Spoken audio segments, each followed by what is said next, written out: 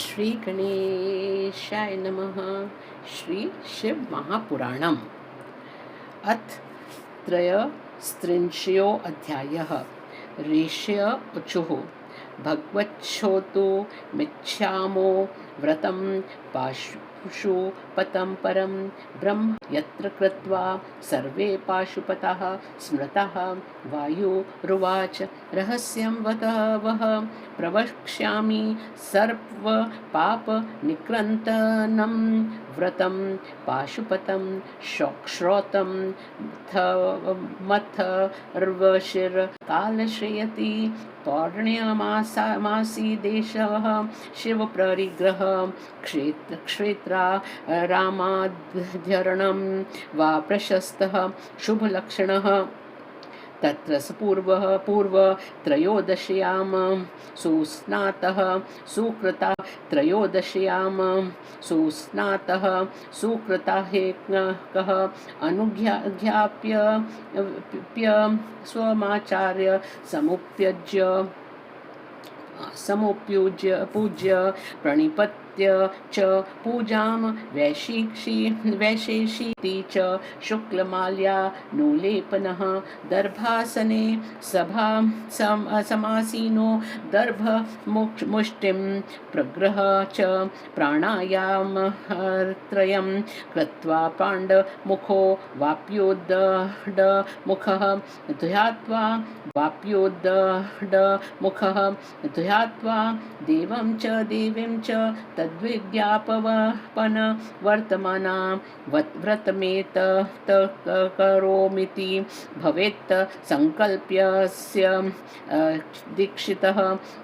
यावच्छरीरवा द्वादशाब्दमथापि वा तदर्धवा मासद्वादशकं तु वा तदर्धः वा तदर्धं वा मासमेकमथापि च वा दिनद्वादशकं वास्था दिनशकटकं थापि वा तदर्थदिनमेकं वा व्रत संकल्प नवाधि अग्नि माधाय विधिर्विरजा होमकामा पूर्णमापूर्यतां भूयस्त्वावानं शुद्धिमुद्दिशन् जुहुयान्य मूलमन्त्रेण तैरेव समिदादिभिः तात्वान् एतानि मध्ये शुद्धयन्तानि मित्य नो स्मरणं पंचभूतानि तन्मात्राः पंचकर्मेन्द्रियाणि च ज्ञानकर्मी वभेने पंचकर्म विभागशः तद्वागीधातवः सप्त प्राणादिवायवः मनोबुद्धिरहङ्गयानीतिर्गुणाः प्रकृति पुरुषो रागो विद्याकले चैव नित्यति काल एव च माया च शुद्ध विद्या च महेश्वर सदाशिवो शक्तिश्च शिवतत्त्वं च तत्त्वानि क्रमशो विधुः मंत्रोस्तु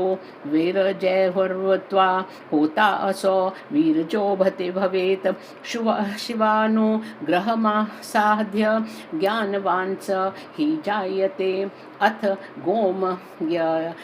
कृत्याभिमन्यत्र च विन्यस्याप्रो च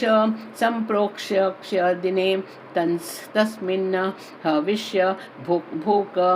प्रभाते तु चतुर्दश्यां कृत्वा सर्वपरो दीतं दीने तस्मिन् निराहारः शेषं समापयेत् प्रातः पूर्वपर्वणि चाप्येवं कृत्वा होमा वसानतः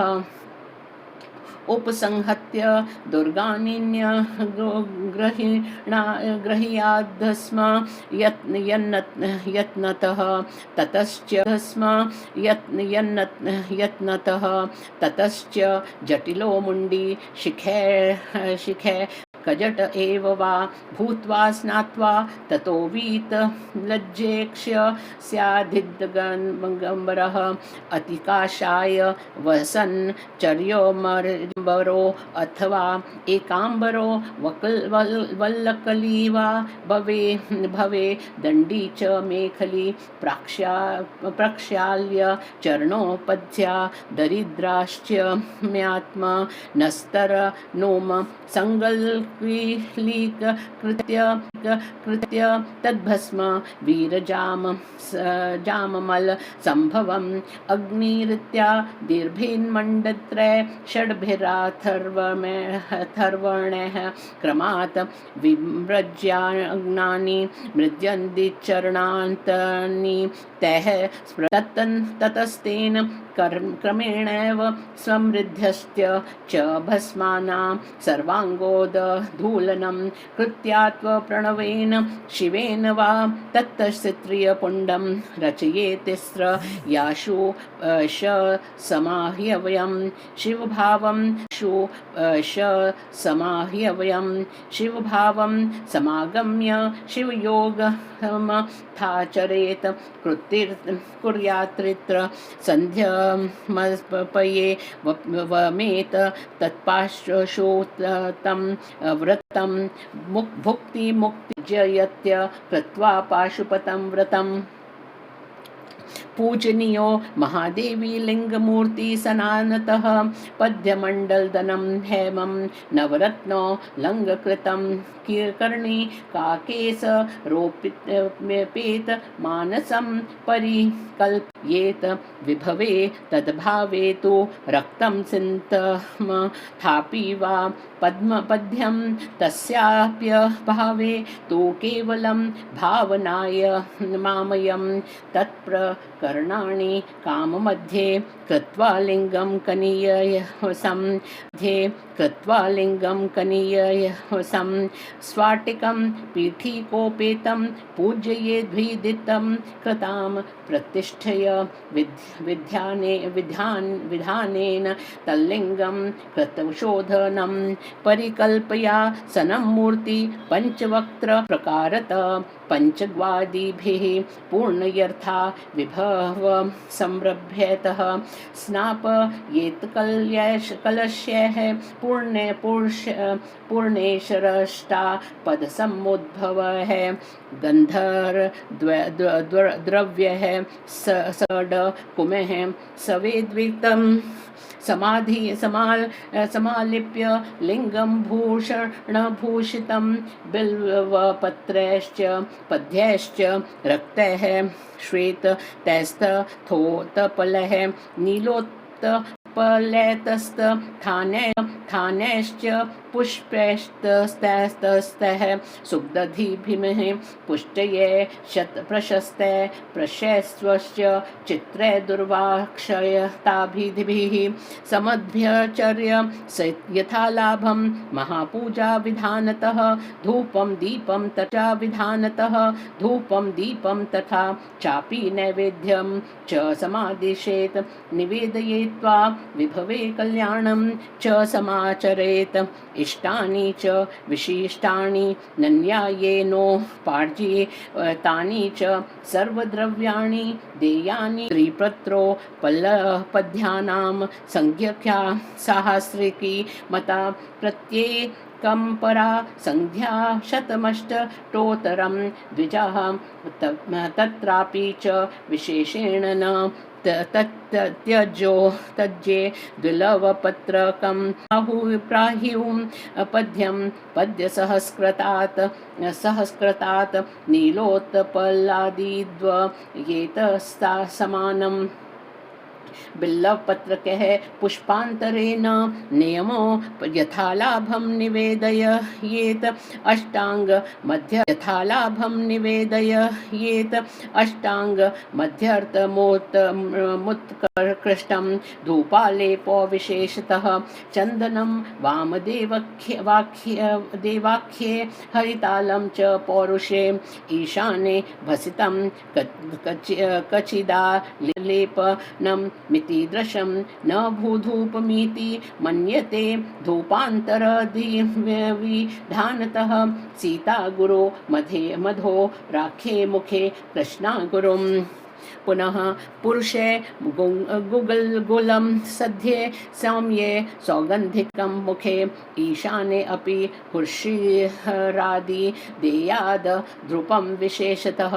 शर्करा मधुकर्पूर कपिलाघ्रत संयुक्तं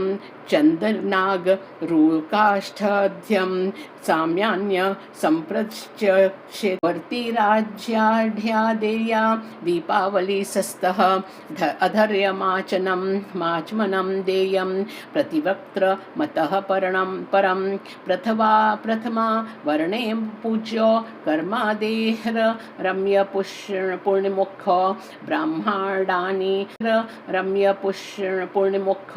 ब्राह्मणानि ततश्चैव प्रथमावर्णे अंचिचिर्ते द्वितीय वर्णे पूजा विध्यने शाश्वत कृतवर्तिनः तृतीया वर्णे पूर्तयः महादेवाद यशस्त्र तथैकाद शमूर्तयः चतुर्था वर्णे पूजा सर्व एव गणेश्वरः बहिरवेतु पद्यस्य पंचमा वर्णे क्रमात् दशद्विकतक पतयः पूज्या शास्त्रा सह पुत्रा सर्वे अपि ज्योतिषां गणनाः सर्वा देवाश्च सर्वे च खेतराः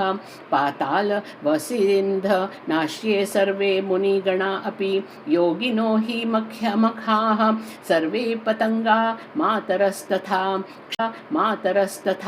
क्षेत्रपालाश्च सगणः सर्व चैतराचरं पूजनीयं शिवप्रीत्या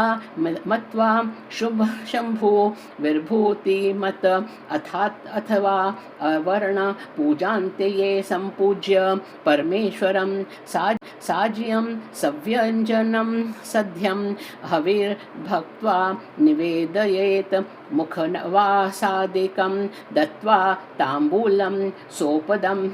सोपदशकम् अलङ्कृत्य च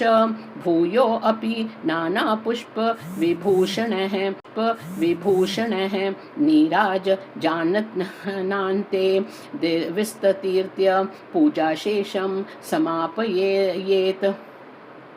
चषकं सोपकारं च शयनं च समर्पयेत् चन्द्रसंहारसहारं च अर्पयेत् आद्यं नृपोचितं हृद्यं तत्सर्व नमो नुरूपतः कृत्वा च कारयित्वा च हित्वा च प्रतिपूजनं व्योमकेशस्त्वयं जत्वा विद्यां पञ्चक्षरी जपेत प्रदक्षिणां प्रणामं च कृत्वात्मानं समर्पयेत् ततः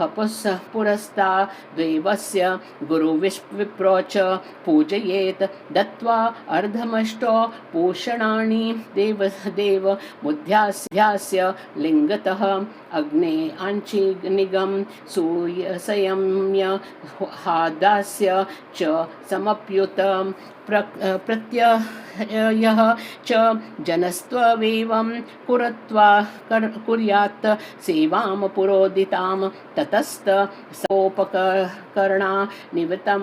समर्पयेत्व स्वगुरवे स्थापयेद्वा शिवालये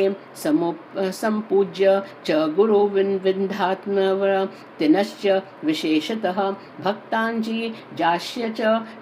शक्त क्षिद्धेनानाथश्च तोषयेत् स्वयं चानशने शतः फलमूलाशनो अथवा प्रयोव्रतो वा भिक्षाक्षी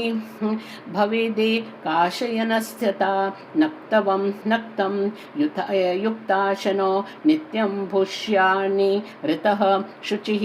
भस्म त्रणेशायी चिराञ्जिन् घ्रतो अथवा ब्रह्मचर्यव्रतो नित्यं व्रतमेतः समाचरेत् अर्कवारे तथा दार्यायं पञ्चदशां च पक्षयो अष्टम्यां च चतुर्दश्यां शक्तसूत सप्तम्यां च चतुर्दश्यां शक्तसूत सप्ततूप वसेदपि पाखंडी पतितोद अख्याः सूत कान्याज पूर्वकान् वर्जयेत सर्वयतनेन मनसा कर्मणा गिरा क्षमादान प्रशान्तक्ष्य जपध्याय नध्यानन्तरस्तस्था कुर्ये स्त्रीपषडवण स्नानं भस्म स्नान मथापि वा पूजां वैशेषिकं चैव मनसा वाचसा गिरा बहुनास्त्र किमुक्तेन नाचरेद शिवं व्रती प्रमादातु तथाचारे निरूप्य गुरुलाघवे उचितं निष्कृतं कुर्यात् पूजा होम जपादिभिः आसमाप्ते वर्व्रतस्यैव माचरेन् प्रमादतः गोदानं च वर्णोस्तसर्ग कृत्या च पूजां च संपदा भक्तश्च शिवप्रीत्यर्थ्य सर्वकाम विवर्जितः सामान्यमेतत् कल्थिकं व्रतस्यास्य समासतः प्रतिमासं विशेषं च प्रवदामि यथा श्रुतं वैखाशाखे व्रजलिंगं तु ज्येष्ठे मारकतं शुभं आषाढे श्रवणे नीलनिर्मितं मासे भ्रात पदे चैव पद्यरागमयं परम् आनिश्यवेन मासी विद्याश्वलिंगं गोमेदकं वरं कार्तेश्यां वन्धोत्रतं लिंगं वैदुर्य मार्गशीर्षके पुष्परागमयं पौषे माघे धूमश्रीवर्णिजं तथा फाल्गुने चन्द्रकान्तौष्ठं चैत्रे तत्त्वयस्ययात्वधा सर्वमासेषु रत्नानामलाभे हेमहो नामलाभे हेममेव वा हेमाभावे राजतं वा ताम्रजं शैलजं तथा मृण्मयं वा यथा लाभं जातुषं चैन्यदेव वा सर्वगन्धमयं व्रतावनवसान समये समाचरित नित्यकः कृत्वा विशेषिकीं पूजां हुत्वा चैव यथा पुरा सम्पूज्य च तथाचार्य व्रतिनश्च विशेषतः देशिकेनाप्यनुमुखः दर्भासनो दर्भपाणिं प्राणापानो नियम्य च जापित्वा शक्तिलोमूलं ध्यात्वा साम्बं त्र्यम्बकम् अनुज्ञाप्य यथा पूर्व नमस्कृत्य कृताञ्जलि समुप्राप्य यथा पूर्व नमस्कृत्य कृताञ्जलि समुत्य सर्जामि भवन् व्रतमेत त्वदाज्ञया इत्युक्त्वा लिङ्गमूल स्थानन्द दर्भान्नोत्तर तस्मस्त्यजेम तो दण्डजटा चीरमेखला अपि चौत्य सृजेत पुनराचम्य विधिवत् पथाञ्चक्षर मुदीरतयेत यः कृत्वा अत्ययन्तिकं दीक्षामाने मा देहान्तमाना प्रकुलवृत स तु निष्ठकः स्मृतः सोऽश्रयाश्रमी च विज्ञेयो महापाशु पतस्तथा स एव तापतां श्रेष्ठः स एव च महाव्रती न तेन सदृशः कञ्चित् कृत्यो मुमुक्षुपि यो यति नैष्ठितो जातस्तथा स्थामाहु निष्ठिकोत्तमम् यो अङ्गवहं द्वादशां वा व्रतमेव मेतश्च समाचरेत सोऽपि नैष्ठी कतुल्यः स्यातिर्व्रत समन्वयात् घृताक्तो यशच्चरेत देतवं व्रतं व्रतपरायणः द्वितैत्र कदि दिवसं वापि स च कञ्चन नैष्ठिकः कृत्यमित्वे निष्कामो यक्षदेव व्रत मुत्ततं शिवा पीर्तात्मा सततं न तेन सदृशः कञ्चित् भस्मच्छन्नो द्विजो संभवः पापैः सुदारुणैः सद्यो मुञ्चते नात्र संशयः रुद्र अर्गन पर्यत्न परं वीर्य सद्भस्म परिकीर्तत तं तस्मात्सवेषु कालेषु वीर्य वानभस्य संयुक्तः भस्मनिष्ठस्य नश्यन्ति दोषा भस्मानि संगमात् भस्मस्नानविशुद्धात्मा भस्मनिष्ठ इति स्मृतः भस्मना सर्वांगो भस्मदीप्त स्त्रीपुण्डकः भस्मस्नायी च पुरुषो भस्मनिष्ठ इति स्मृतः भूतप्रेत पिशाच चाश्च रोगाश्चातीव दोषाः भस्मनिष्ठस्य सानिध्या द्विद्रवन्ति न संशयः भास नादभिक्त न संशयः भास नादभिक्त सिद्धं प्रोक्तं भस्म कल्मभक्षणात् भूर्तिकरी चैव रक्षा करी परा किमन्यदेह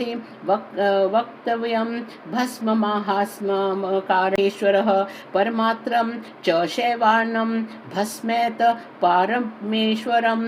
धौम्याग्रजस्य तपसि व्यादपो यन्ने वारितः तस्मास्त सर्वप्रत्यनेन कृत्वा पाशुपत व्रतं धनवास्यनेन कृत्वा पाशुपत व्रतं धनवासवद्धमस्य संगग्रह भस्म सनानरोते भवेत् इति श्री शिव महापुराणे सप्तमायां वायवीय संहितायां पूर्वभागे शुपतिव्रत विधान वर्णनं नाम श्रीसिन्धो अध्यायः समाप्तम्। ओम नमः शिवाय। शिवजी सदा सहाय। ओम नमः शिवाय। गुरुजी सदा सहाय। शुक्राना गुरुजी।